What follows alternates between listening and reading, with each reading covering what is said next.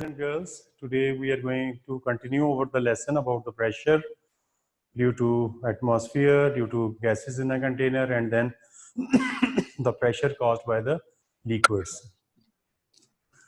First of all, I'm going to consider the pressure due to the gases in a container, in a sealed container at constant temperature. We know that the pressure is inversely proportional to the volume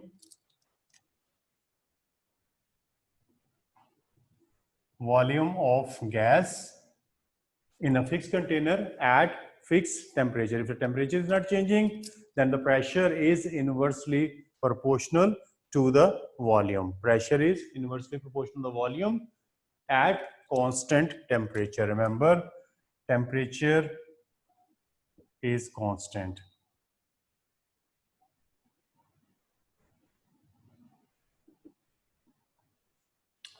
That is, P is proportional to 1 over V. If I replace sign of proportionality with equality, I have to introduce a constant. Constant would be C or K, whatever we use. If I cross multiply, I get PV is equal to K.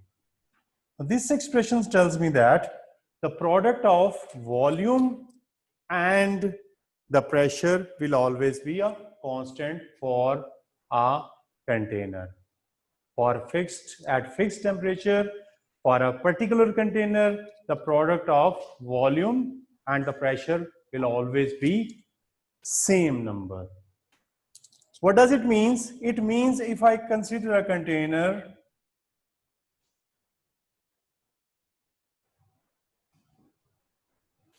if I have volume V1, pressure P1, if I change its pressure, suppose the volume has increased, the pressure has decreased. I'm just using subscript 1 and 2. It doesn't mean they are larger or smaller. But when the volume is less, pressure must be high. So if for the same container, if I use the same size of the container, for the same fixed mass of the gas, then what happens? This formula tells me that the product of P1 and V1 will be same as the product of P2 and V2. For example, in the first case, if the pressure is 4 unit and volume is 2 unit, suppose the answer will be 8 for a container for fixed volume of mass at fixed temperature. If I reduce the pressure to 2 units, the volume will becomes 4. The product will be again 8. That's what this formula says, that the product of pressure and volume will always be constant for a fixed volume of gas in a container at constant temperature. P1 V1 is equal to K means the product of volume and pressure will be same. If we reduce the pressure, volume will increase. If we increase the pressure, volume will decrease. But the product will remain same, and it is same quantity is for one container with the same. We are using the same container, sealed container with the same mass of gas and same temperature. But if I change the volume, if I use a different container with a different mass of gas, in that case, this product will be different. But for that container, its quantity remains constant. So the product of volume and pressure is always constant. That is the rule for us. And according to this rule, we use the formula P1 V1 is equal to P2 V2 at constant temperature.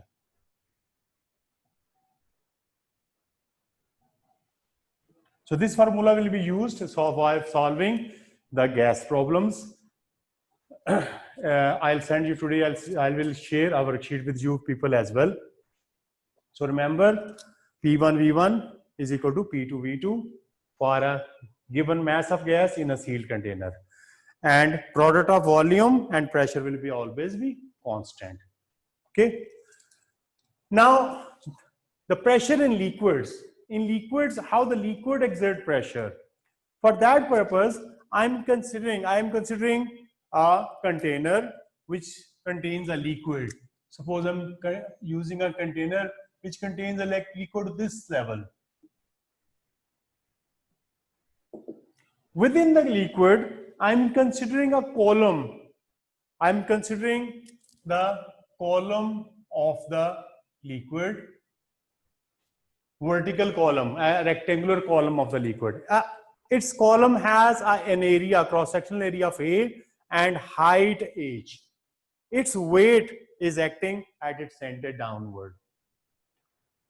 To calculate its volume of this column of the liquid, I'm just using the column of a liquid. I'm just considering an imaginary column of the liquid whose cross-sectional area is A and whose height is h. Its weight W is acting downward. If I want to calculate its volume, I have to multiply its area with the height. If I multiply this area of cross section with the height, I get its volume. So its volume will be V is equal to area of cross section into height. We know that density is equal to mass over volume. If I want to calculate the mass of this liquid within that column, imaginary column which I am considering, then its mass will be equal to density into volume, rho V. So density into volume. And its weight is given by mg. You are familiar with this formula. So weight is equal to mg. Now I am replacing this m with the value, so rho Vg, and V is replaced by AH. So weight will be equal to rho AHG. This is the weight of this liquid. The weight of the liquid column is equal to rho AHG. We know that the pressure is equal to weight divided by area, force per unit area. So the force in this case is the weight of the column of the liquid. So if I replace weight with rho AHG and divided by area, so I get rho Hg. This is the formula for the pressure exerted by a liquid at the depth of h. Now this much pressure is exerted by this column over this stage. So pressure here will be rho GH. So pressure exerted by the liquid at the depth of H is equal to rho GH. This rho GH is the pressure of the liquid at depth H.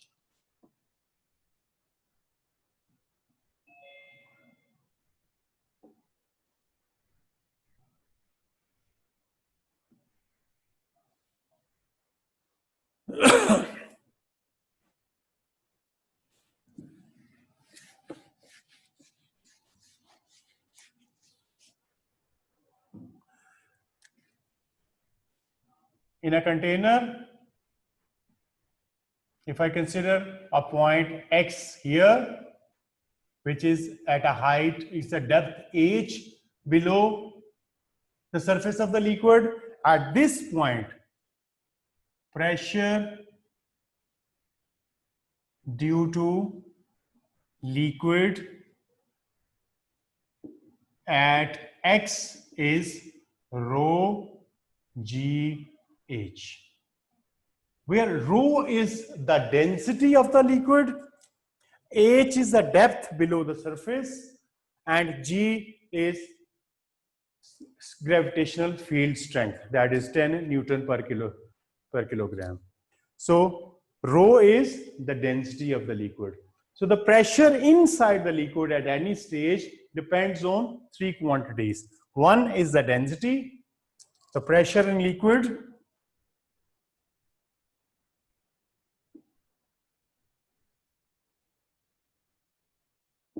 depends on number one, density of liquid. More dense liquid causes more pressure.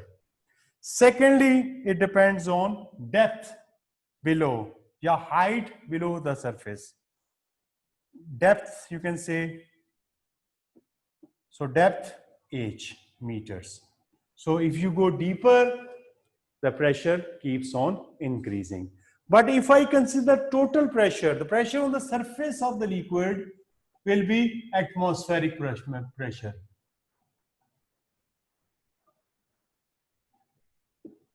That is P naught. So pressure at this stage is P. So inside the liquid, if I say total pressure,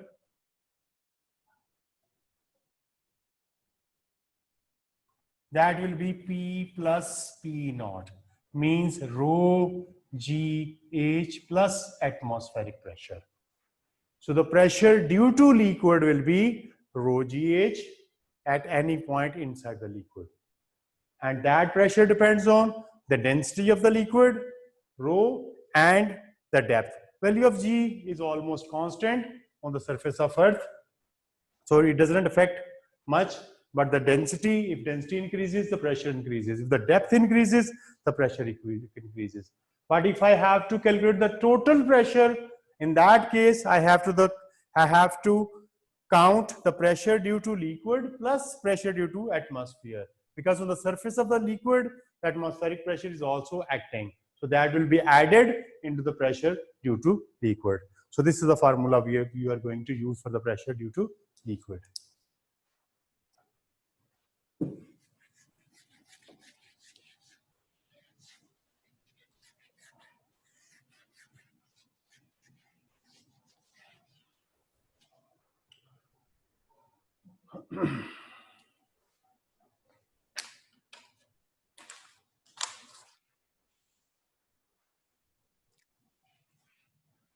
Now, if I say I have two containers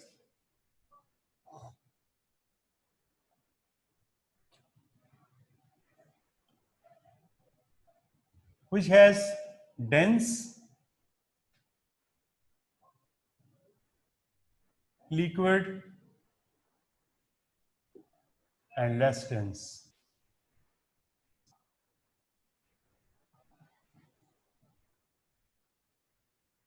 Now, which liquid causes more pressure at the bottom? So remember, the pressure at the bottom here depends on rho G H. Value of G is same for both. Height is also same. So only thing that affect is the density. So the more dense liquid will cause more pressure at the bottom. Similarly, if I use same liquid,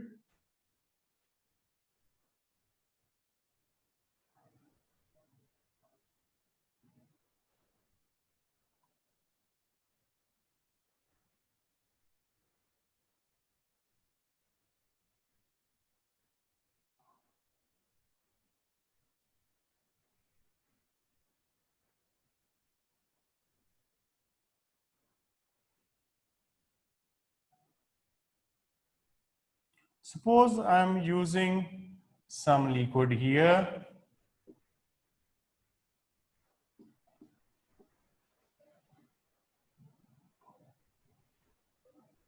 This shaded area represents the liquid. I have different positions A, B, C, D. All of them have same height and they have same liquid. Liquid in A, in shape A, in shape B, in shape C, and in shape D. In all four shapes, height of the liquid is same and the liquid is also same, means the density is also same. So what would be the pressure at this level? is it same or different? So in this case, at this level, in all these shapes, the pressure would be same. Why it is so? Because pressure depends on density. Density is in same because using the same liquid, value of G is same and height is also same. So at this level, in all these containers, the pressure is same.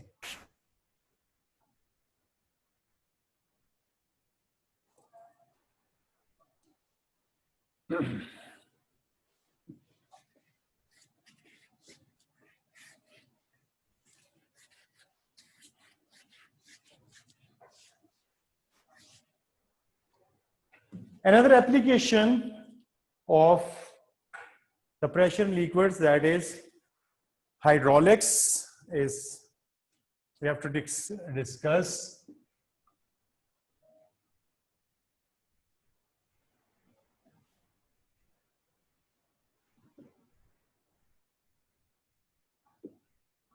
Basically, in a hydraulic system, we use liquids to transfer force from one place to another. And also we want to multiply the force as well. For that purpose, what we do,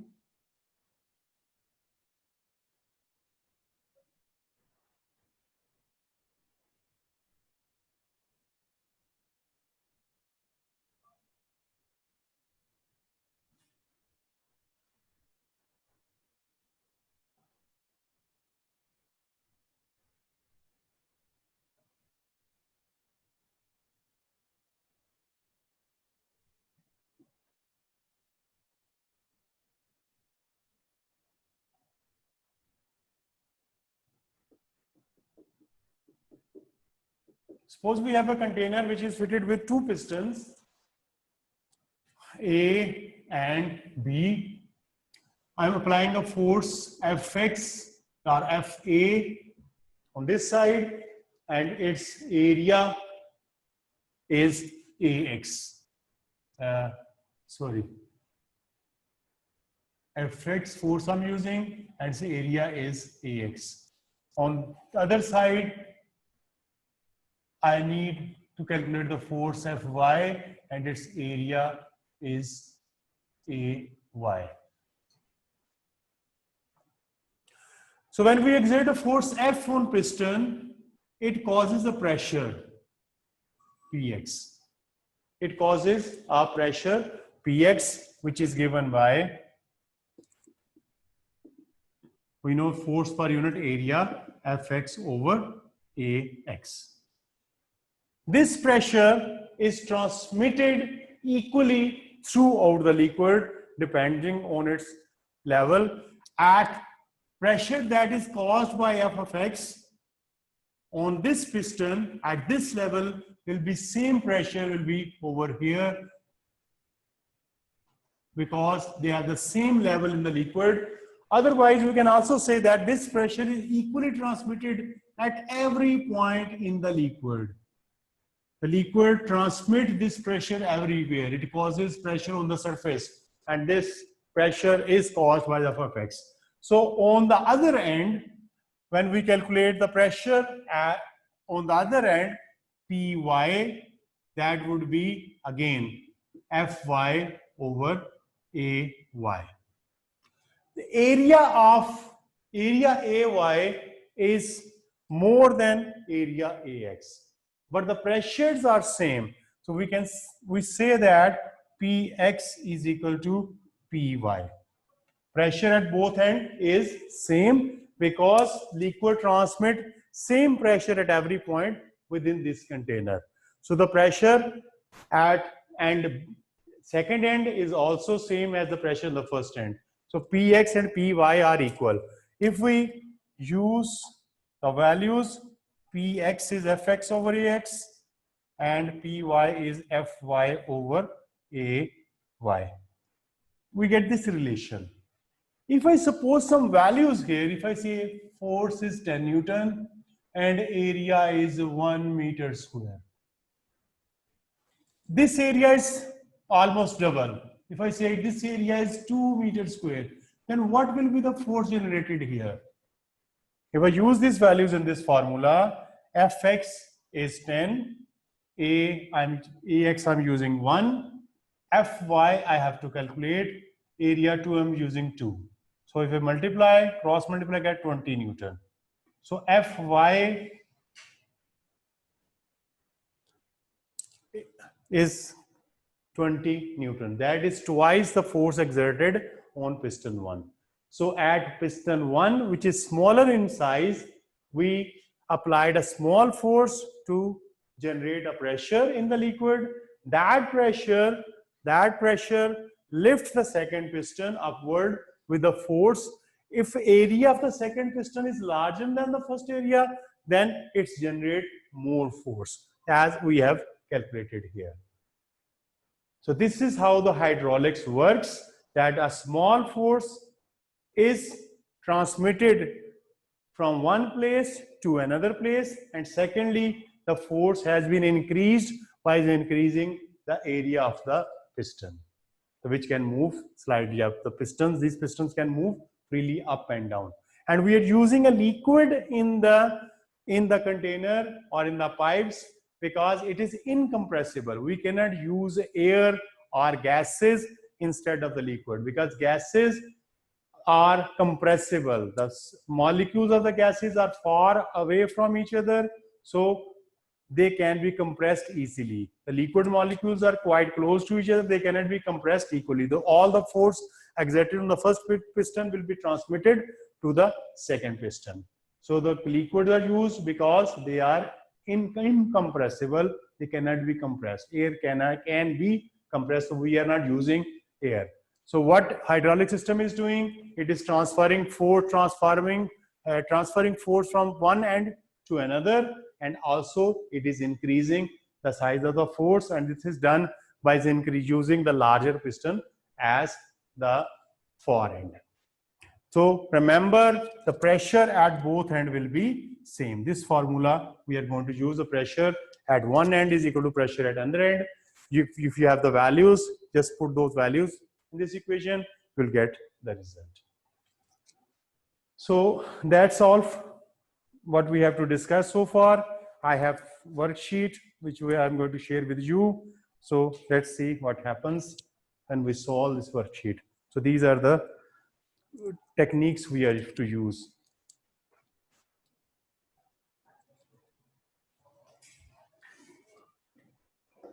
Share करें.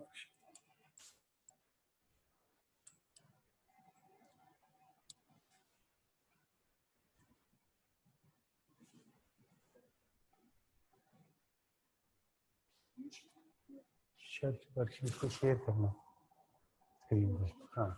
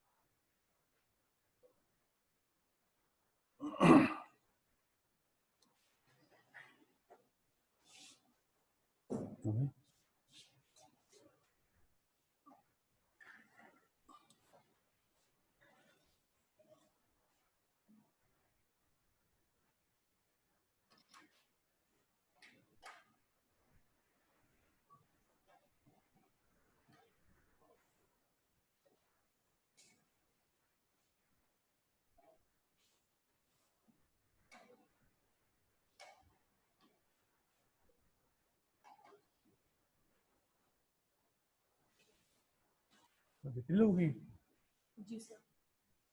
Master होगी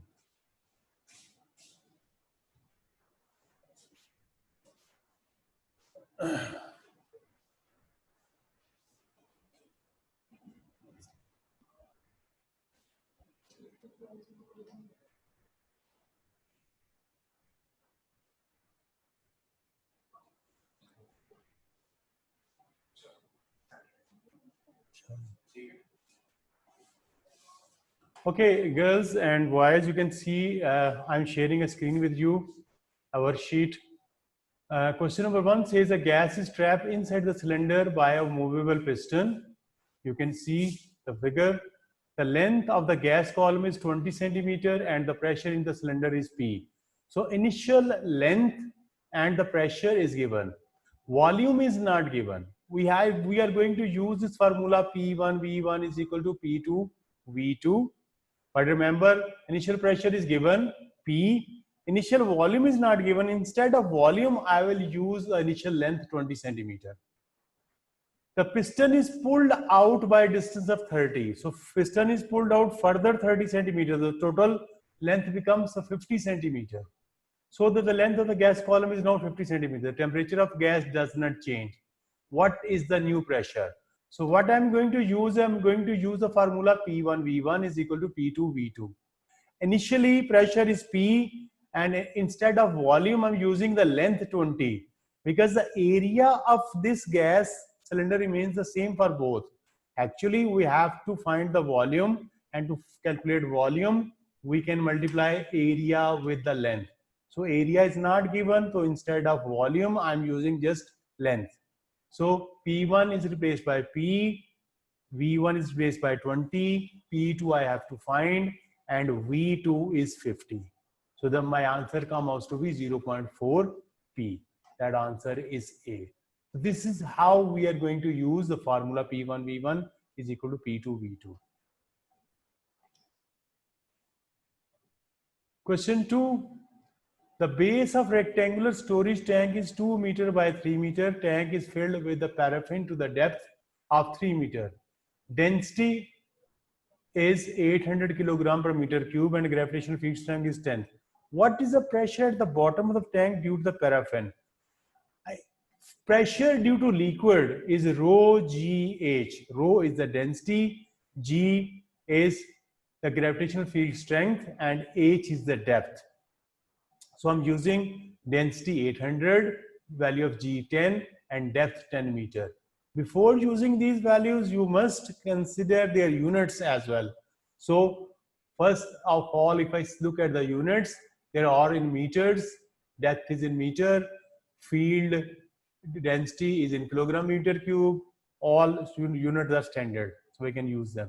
So I am using rho GH.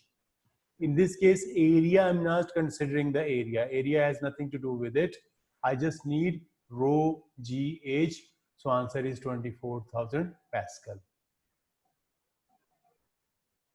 Number 3 says, a U-tube containing water is used as a manometer. So you look at the manometer, the low pressure chamber open to atmosphere. The atmosphere is the left side, is open to atmosphere. Right side is open to low pressure chamber.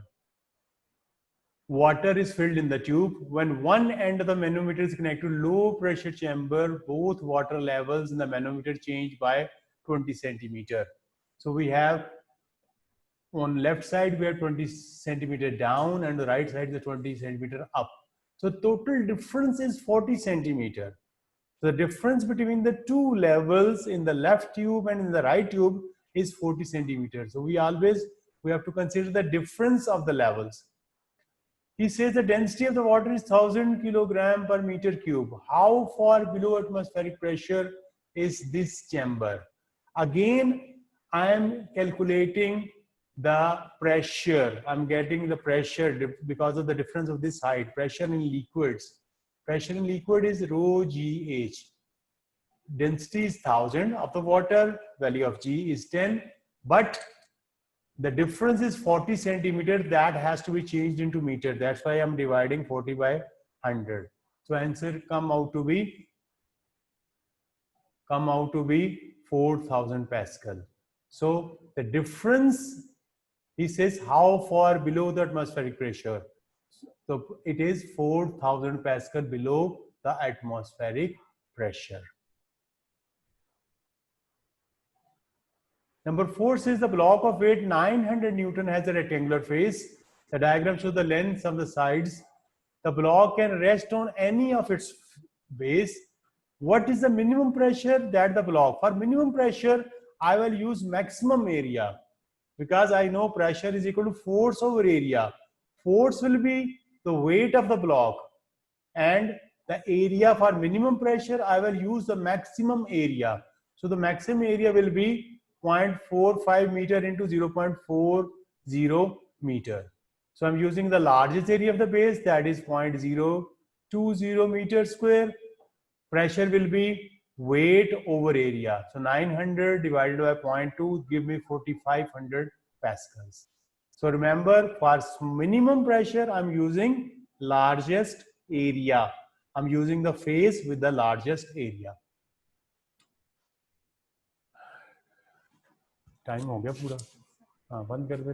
Next meeting में शुरू करते हैं. We'll continue in the meeting.